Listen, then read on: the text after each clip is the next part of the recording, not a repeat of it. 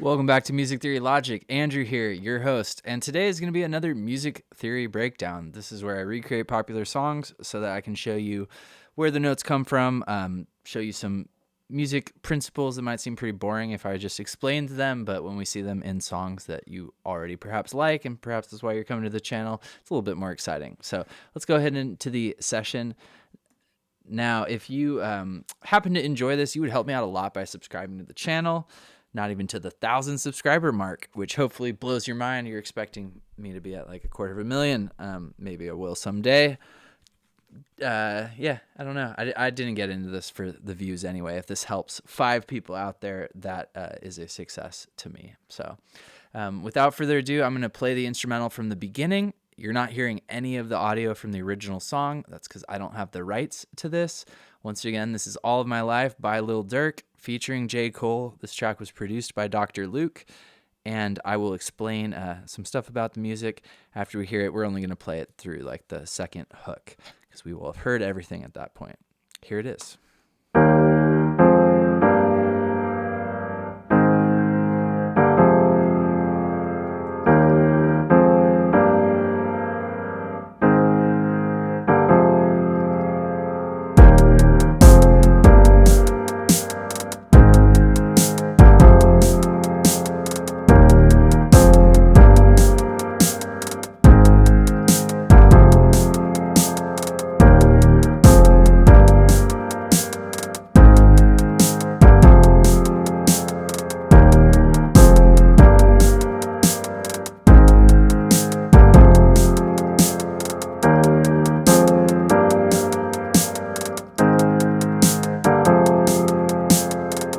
This would be Lil Durk's verse. This is where the new kick pattern enters.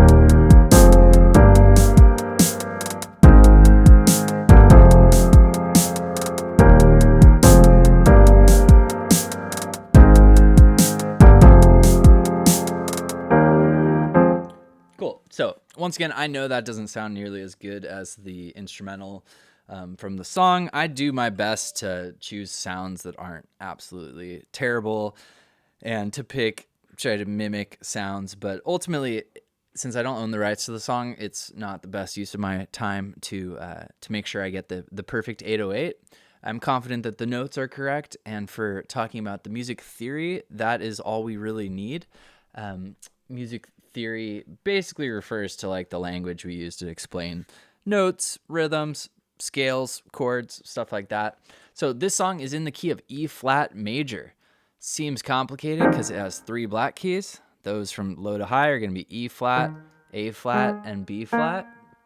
One of the things that is really cool about working on music in the computer, and is the whole reason I did my super simple music theory text linked below in a lot of these videos, is that like if I remember that C to C is my major scale and I draw it like that, just white keys from C to C, if I drag this up to the bottom note is on E flat, I have the notes from E flat major. Pretty cool. Now every chord that we get in the song is literally just from one of these notes from the scale. First chord we get is what we call a 1 chord built on the first note in the scale, so an E flat major. Second chord is a 2 chord. It's minor. That again is standard in a major key, so this is an F minor chord. Third chord we hear is a 3 chord. It's a G minor.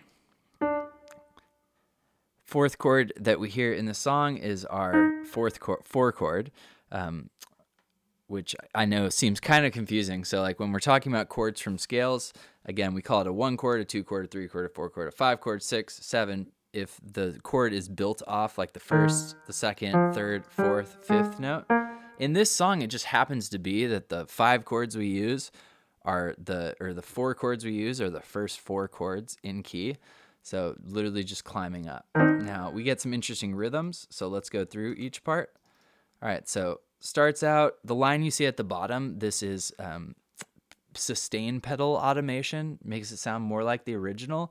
Now I chose a piano for this. I did some filtering, which I think mimics the sound, but upon further listening to it, I think it might be an organ or an organ and a piano. Anyway, but once again, these notes are right for sure. So we get the E flat major, that F minor, G minor. That's the first 3 chords that happen. Rhythmically, the first chord's on the first beat 1. The second chord is on beat 3. So beat 1, beat 2, beat 3. The final chord happens on the 8th note before the first beat. So this one happens sort of ahead of time. I think that's a huge part of the initial vibe of the song. Pretty cool. Then the second half of the chord progression, we start on the 4 chord and we go back to our 3rd chord to our 2nd chord. So backwards. Rhythmically, a little more interesting. So we get the A flat, that 4 chord on beat 1 of the 3rd measure.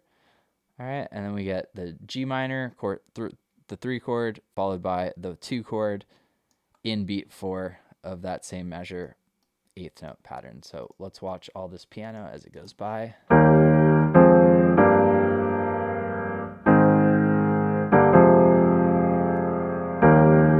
Cool.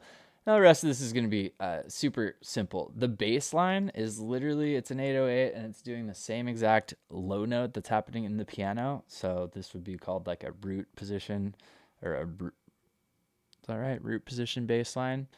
The most basic bass line possible in this song. Super common in popular music.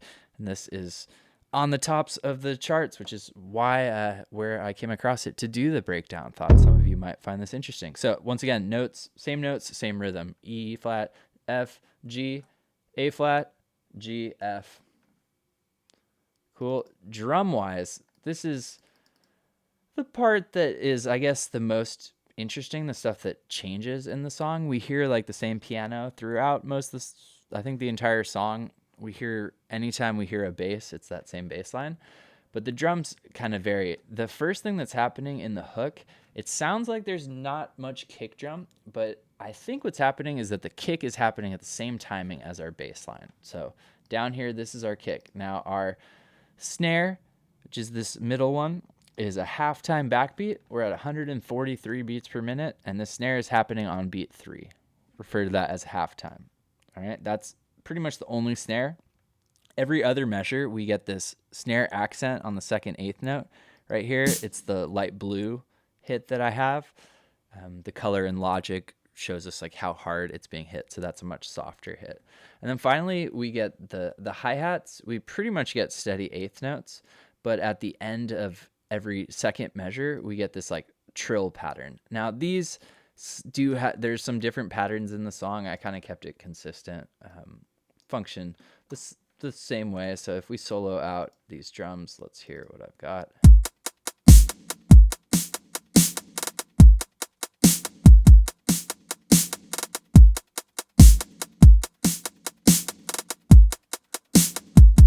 Now, once again, these are hitting at the same time as the 808. So it's possible in the song that the 808 they're using has that like kick punch in it, and that the only thing we're hearing in the beginning is that 808. But anyway, when we get to Lil Durk's first verse, the bass goes away, the piano keeps going, the drums keep going, only the kick drum disappears. So let me pull up the full drums for his verse. So no kick drum, snare, and hi-hat are exactly the same. In the, I guess, measure 9, so the second half of his verse, we get this new kick drum pattern. This has what we would call syncopation, which is a fancy word for putting an accent that's somewhere other than where you expect it. So the kick drum's the only thing that's changed here. It sounds like this.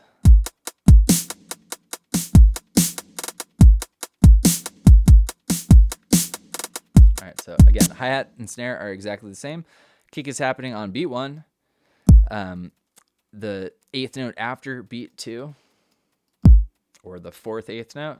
Then in the second measure, we hit on beat 2. The third measure starts out the same. We hit on beat 1, the fourth eighth note, or the eighth note after beat 2.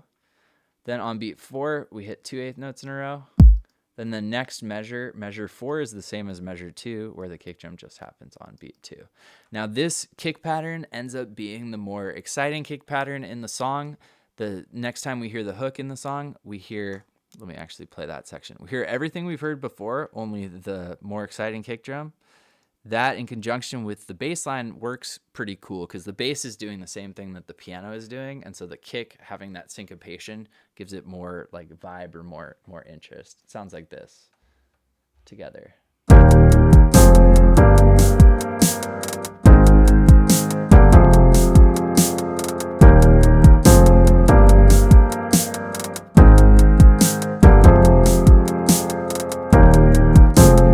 Cool. And that right there is pretty much every music theory principle you need to understand that song. Now, it's I think important to note or to remember as a music maker out there that like this is not the most complicated thing out there. I'm not probably the first channel you've seen say this, but a lot of the music that we like to listen to or our friends like to listen to isn't the most complicated stuff. Music is, there's so much coming at us the first time we hear a song. There's the words, the sounds, the speed, the rhythm, the texture, the everything else going on in your life when you hear that song. So I think sometimes when we're making beats, especially in the beginning, we think like, oh, this song was so exciting, so I just need to like inject more and more stuff into my beats. But ultimately, watching these breakdowns, I hope that I can show you this, or perhaps you want to do this to some of your favorite instrumentals, like recreate them, look at what's happening, and you'll notice that in most cases, there's less stuff happening than we think. On a side note, yesterday, I think one of my students, we were talking about "Without Me," Eminem, and that song is a really cool one. I've sort of like of my era, so like I remember that song, and the drums in it are so simple and they feel so energetic, and it's really interesting that like things seem like they're more complicated until we actually look at them. If you found this helpful, you would help me out a lot by subscribing to the channel. Once again, my name is Andrew. I do a bunch of music stuff, and you will find me all over the interweb linked below. Have a beautiful day, and I will see you next time. Cheers.